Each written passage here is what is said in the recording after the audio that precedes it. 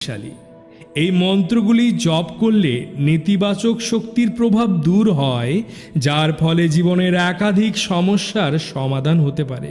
তবে মন্ত্র পাঠের নির্দিষ্ট সময় ও পদ্ধতি রয়েছে।